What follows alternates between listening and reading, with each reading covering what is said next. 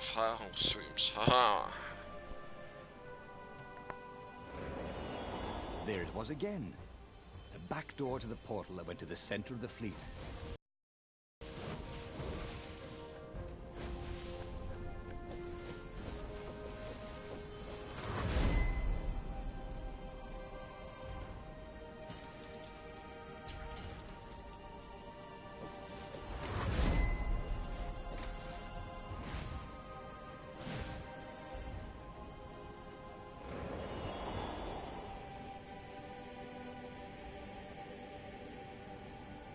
Yes, that was it.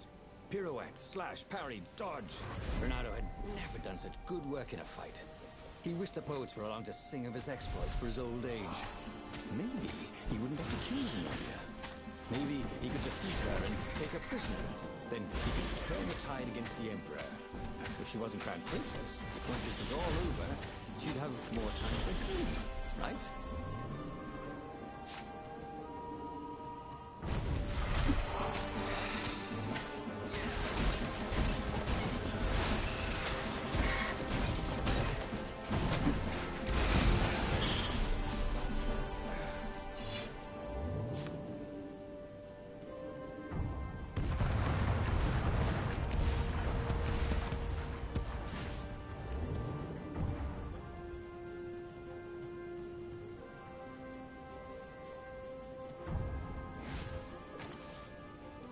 Soon he'd confront the Emperor. Funny that this whole war had come about because the Emperor feared death. And now it was coming for him. There was some sort of lesson there, wasn't there?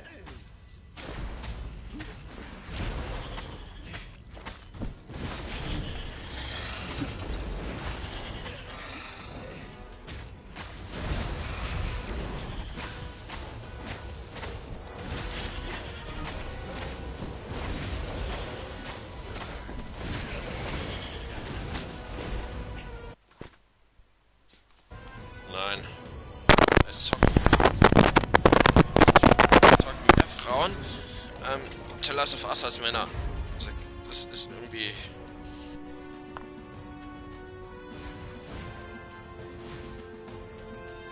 By some miracle, Renato fought his way to the Emperor's ship. He was exhausted, bleeding, but he'd found the strength to reject the stone. Zenobia came out of the ship. "Renato!"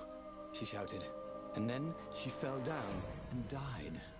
Lapino was behind her, wielding a sword that seemed to suck all the light out of the sun. "You idiot! You threw the stone away!" cried Lapino. "You said it was evil." "It hates sanctimonious prigs like you," laughed Lapino. Wahrscheinlich GTA zusammen, oder? But no matter where he ran, Du spielst mit dem GTA zusammen, oder?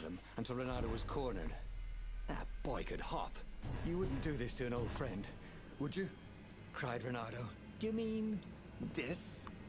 said Lapino. Das Spiel ist auch gleich ein bisschen arg. Into Renato's guts. Damn it. Nein. Ich würde dich den verarschen.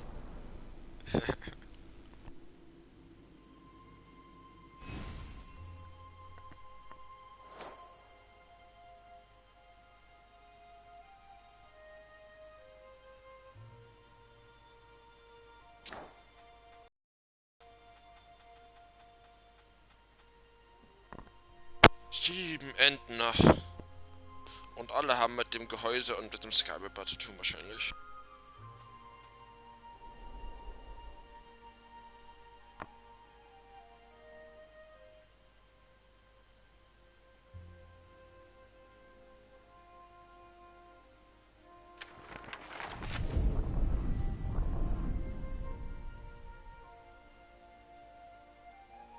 The clouds parted over the Isles of Boreas.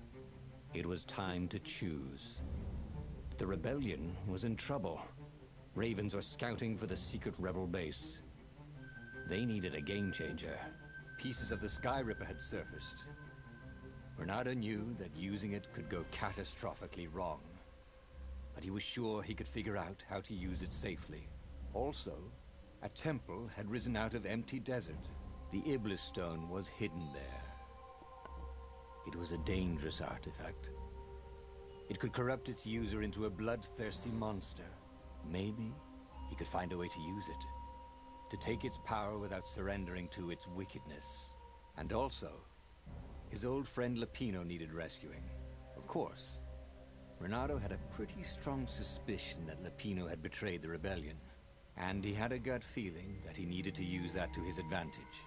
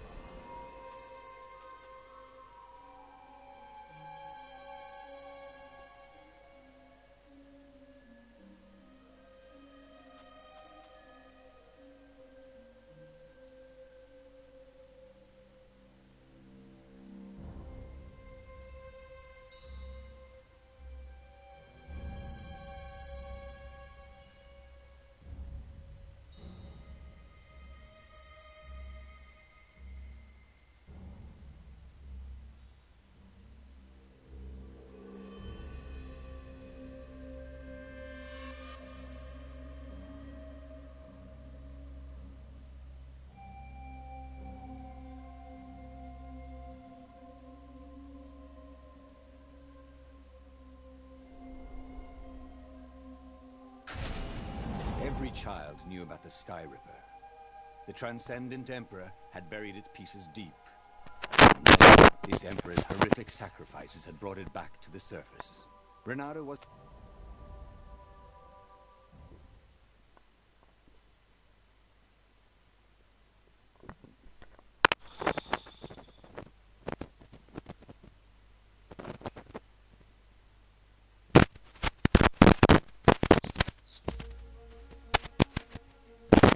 As he set foot on the island, Renato couldn't help but be curious. Was Lapino still waiting to be rescued? No. He was probably drinking champagne with the ravens. Did ravens drink champagne? Did rabbits? Renato felt oddly thirsty, come to think of it. Why had he chosen the Sky Ripper? Renato never made plans that required constant vigilance. He was a hero. He didn't think too much. He just went with his gut and hoped it all worked out. The Sky Ripper was a long shot. He'd have to devote himself to it. No side journeys, no rescuing old friends. That was against his nature. Could he stick with it?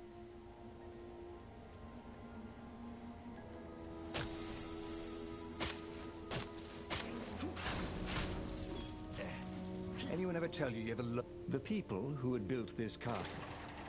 Did they even know what monstrous weapon lay hidden within their walls? The Sky Ripper could destroy anything it touched, or so the legend said. As the Transcendent Emperor had fought the lost gods, thousands had died. But Renato had been through war. The only merciful war was a short one.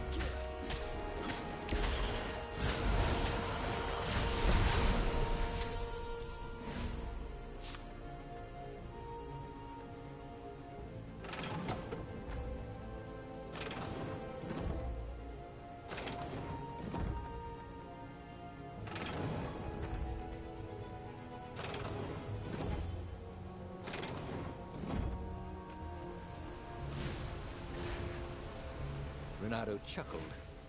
It was the same puzzle. He wished he had his friends here, so he could amaze them.